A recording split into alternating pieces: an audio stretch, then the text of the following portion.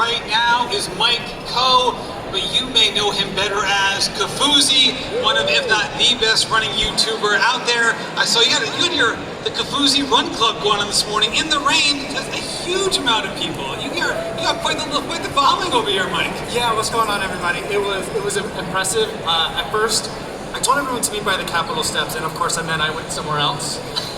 Nearby, but somewhere else, and I saw like 6 people, and I'm like, I guess this is it. It's cold, it's rainy, I understand. But then everyone came over, and there was about 75 of us. So it was like a huge group. I'm super humbled and thrilled that so many people wanted to have some rainy mileage together. It was awesome. I love it. I love how you start off with what's going on, because anyone who's watched the videos knows that that's how it starts and how it ends. That is great. Now you've been on a little marathon journey here past couple months. Can you detail for the people the marathons you've run so far? Yeah, this is my 3rd marathon in 8 weeks. So it's been an unusual marathon build to get to CIM, and it's my 5th marathon for the year, so I've been doing a little running. Is this the most you've done in a year or in a condensed period of time? Yeah, by a lot. Usually I'll do a lot of running, but not this much racing. So I've had to kind of adjust how I race the races in terms of like what are expectations. So have you done basically marathons as long runs before? Because it seems like that's how you approach some of these. Yeah, so that's how the last 2 are, and I normally wouldn't think to do that, and I had the chance to do that. So it's kind of fun, guys. I recommend it. So how has that affected you, just from a training perspective? Obviously that means that you're potentially putting in more miles than you usually do, and potentially putting more time on feet than you normally would have done in the past. How do you feel like you are strength-wise heading into CIM compared to previous years? I think I've got a lot of more aerobic endurance going into it because I've been doing these longer runs and trying to make sure I'm not going to the well too much. And I've been focusing a lot more on recovery and how I'm taking care of myself in between runs on like a day-to-day and a week-to-week basis. So healthy, yes. Strong, I'm not sure. I'll let you know hopefully around 10 o'clock tomorrow. So, from a speed perspective, have you incorporated less of that in the training because of the volume you've been doing and bringing in some of the recovery? I've been more selective about when I do it, and so for some of the earlier marathons in this last kind of 8-week stretch, there wasn't very much at all. And when I did have it, I was trying to be kind to myself, knowing that there's a lot more coming. And then once I was ready for like the last one, which was going to be the big push, that was going to be the big effort, then it was like, all right, time to turn it on and take a little bit more risks. Now, when it comes to, oh shoot, I forgot my question. This is why, even for pros, you forget your questions sometimes. And believe me, it happens on the show all the time, but I can edit those out. Whereas this time, I just have to filibuster while I'm trying to remember my question. From a recovery standpoint, there it is. You mentioned that you really tried to incorporate that, especially in the last 8 weeks. How has that changed compared to previous years, or what have you been really trying to spend time doing in that regard? Yeah, the most important thing I've been doing is what I call like the most expensive recovery, which is sleeping more. Because it's like, you can buy all this stuff. That's easy enough. I'm lucky enough to be able to do that, but I can't always build more time into my day. So trying to prioritize sleep has been like a luxury I've been trying to give myself. Not always great at it, but that's kind of been the main thing, and also just my like pre-run mobility, making sure I don't slack off on that. So in other periods of your life, were you sleeping less just because you were working so much? You just like, I know you're also a parent sometimes, at nighttime once the kids go to bed, it's just like, all right, I can finally do what I want to do, so you don't necessarily want to go to sleep right away, and you have a little time for yourself. What has been the reasons why you maybe didn't embrace sleep earlier on in your career as much as you do right now? A lot of it, I think, was work, but I think part of it was that I just didn't appreciate it as much, and I thought I could just keep running my way out of poor sleep habits or buying recovery tools my way out of bad sleep habits, and I realized there just really isn't any substitute for it. So I've been trying to get a lot better about doing those things. Now, people who have followed you for a while know that you were on a journey to break 3 hours in the marathon. Actually, last year this time, you were on the same stage talking about that exact same thing. Now, you have done that, so kudos to you, congratulations. Thank you. You had that big goal that you were working on for so long, and you were very public about it. What's it been like after after that moment in terms of maybe setting a new goal or just kind of disconnecting from goals in general? Or what's that process been like? Because I know oftentimes for some people, getting a goal is kind of like when the dog catches the car, they don't know what to do next. Yeah, I mean, it's been kind of double-sided. So on the one hand, having that goal gives really clear definition in terms of what do I need to do to get from here to there.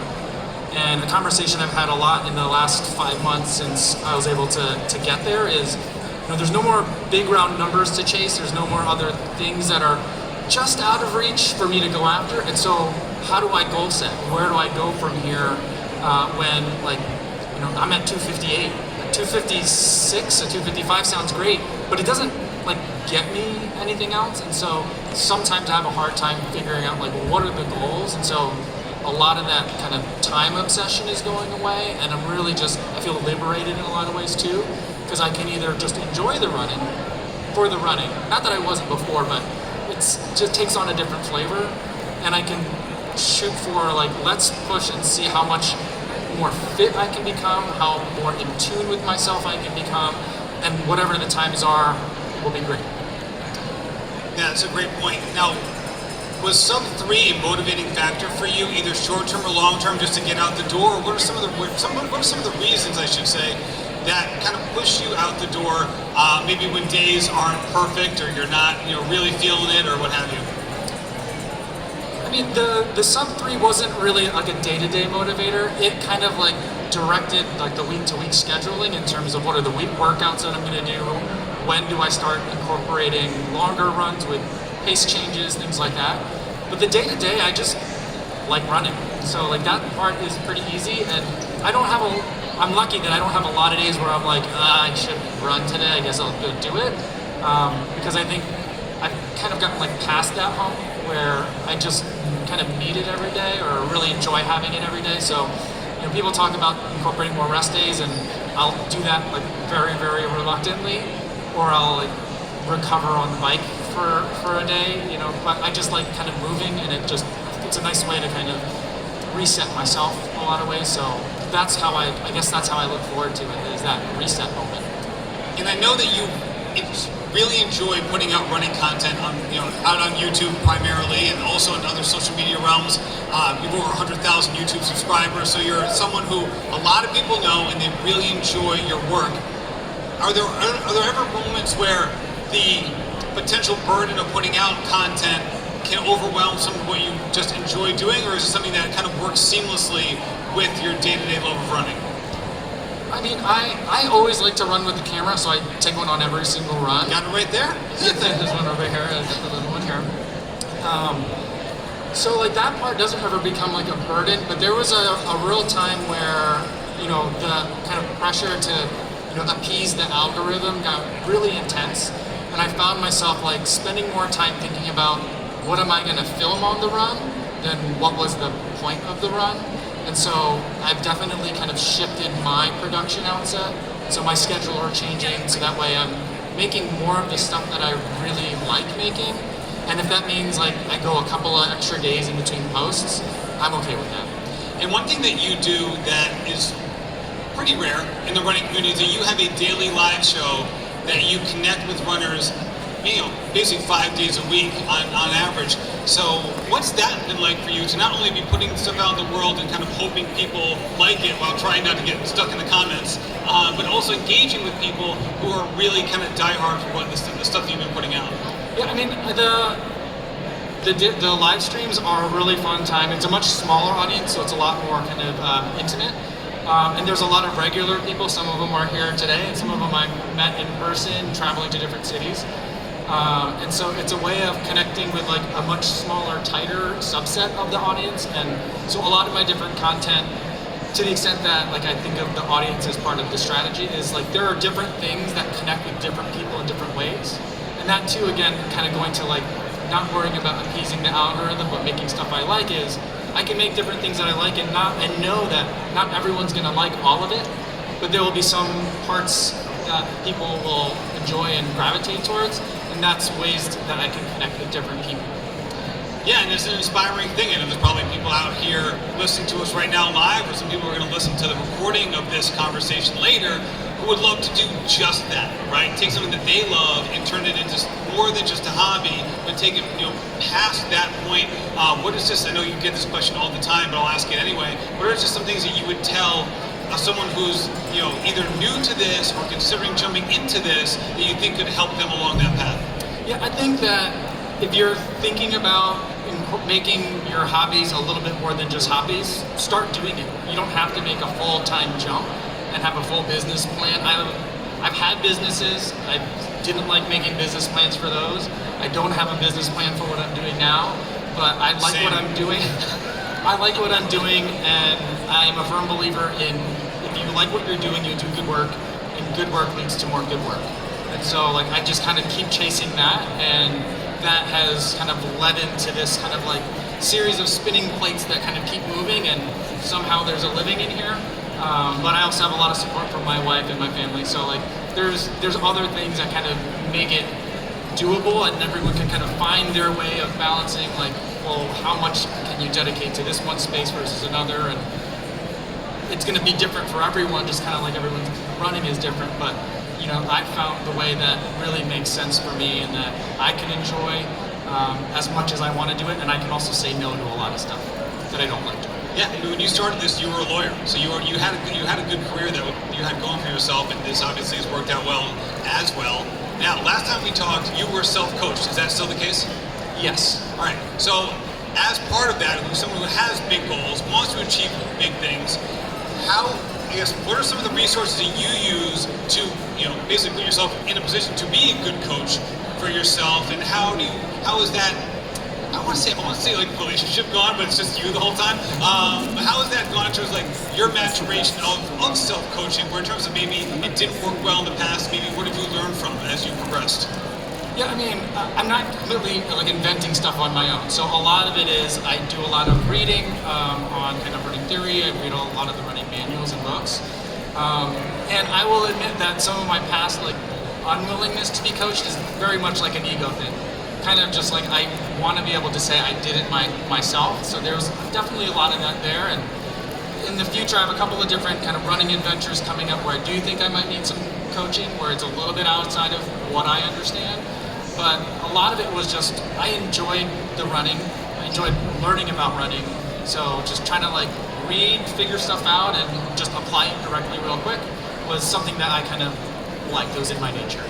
And what are potential drawbacks for you? I know when I've gone through basically coaching myself, I have enough knowledge to do it, but for me, I need the accountability of knowing that someone was going to be aware of that I was not running. Right, I was the kind of person who I could never take one of those free online classes, because if I didn't have a teacher looking at me in the face, then I probably wouldn't do the homework, right? So for you, what are some of the things that you've kind of progressed with in terms of maybe things that were challenges earlier on that now you feel you've gotten better at?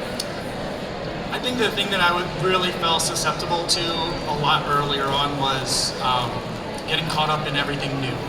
And I think that a lot of running, it's not that complicated, or it's very easy to overcomplicate.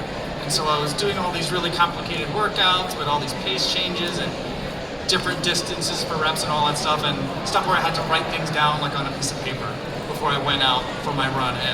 And we're just trying new techniques, whatever new fad there is. And so I cut a lot of that stuff out and just kind of went to I have a handful of workouts that I like to do over and over, and the difference comes in where you are in the training block. It gets harder or longer or whatever, but I try not to really depart from kind of my core things, understanding that it just needs more time rather than more things.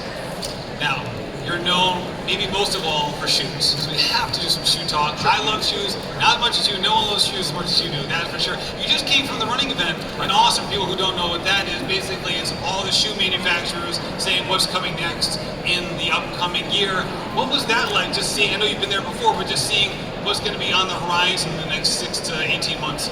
It's, I think of this time in the running retail space as kind of pre-season just ended. And so everyone announced all their new shoes.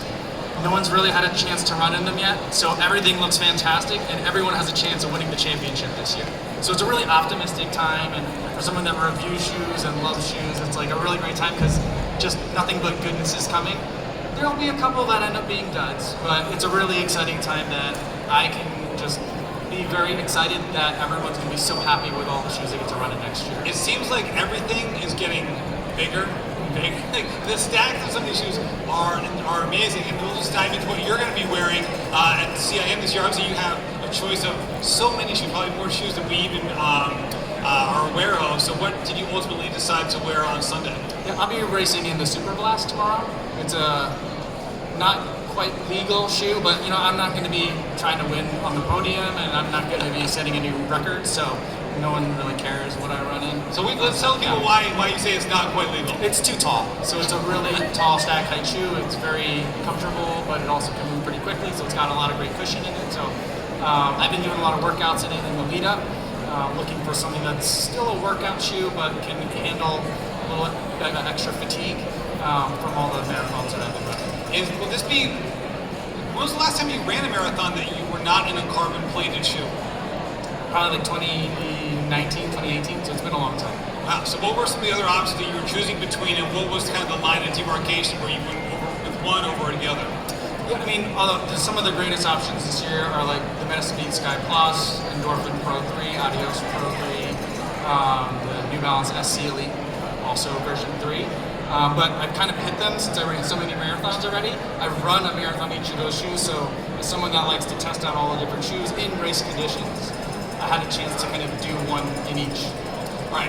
Now, understanding that oftentimes the technology will continue to improve and improve and improve, what is, if you could go back in time, your all-time favorite running shoe? We had someone actually submit this question online when we posted the lineup, so they wanted us to ask that question. Yeah, I mean, a sentimental favorite of mine, I have two. One is, I don't remember even the model, which is unusual for me, but my first marathon ever was in 2010. And that was in a Mizuno. It was probably a Wave Rider. And so that my picks are going to be sentimental picks. So that's going to be one of them. And then the other one would be the Nike Pegasus Shield 34. It's an old, obscure shoe, but it was a winterized shoe. And it was the first time I realized, like, you don't have to, like, stop running in the fall, get out of shape all winter, and then try to pick up again in the spring. Like, you can just keep going. And so that, like, that like unlocked a new level for me, because that's what I would normally do. I would start running in like May, finish in like September, and then I would wonder why it's so hard to run in May again. But now I'm just running all the hibernation method. Yeah. It was nice, but running in the winter is also nice. And now, like, running in the winter is my favorite. All right, I don't mean to put you on the spot, but is there a shoe that was discontinued? Normally, when shoes are discontinued, it's for good reason, right? Running shoe companies are in the business of selling shoes, so if the shoe's doing well, they probably won't discontinue it. But is there a discontinued shoe that they wish either they would return or return with some improvements? Yeah, I think that the Beacon 3 is one from New Balance that it was a quirky little shoe. It had almost no rubber outsole, but it was fun. It was lightweight. You could kind of do anything you wanted to in it. And that was a fun one that I wish they would bring back. And I think probably the other one, if I could get two, would be the Peg Turbo. That's a shoe that I don't know why they never went past version 2. Everyone always wants another turbo, and they never give us the turbo, so I don't know why they don't, but I wish they'd bring that one back. There you go. Well, you can learn more about Mike on the Kofuzi YouTube channel. Also, Mike is half of the group from Relay who is here this week as well. Relay is a subscriber media group that we put together with Mike, myself, Peter Bromka, and Stephanie Flippin, who is also here this weekend. You can check that out at patreon.com/relay. Mike, good luck this weekend, and thank you so much. All right, thanks, Matt. Thanks, everybody. We will get started in a minute or two.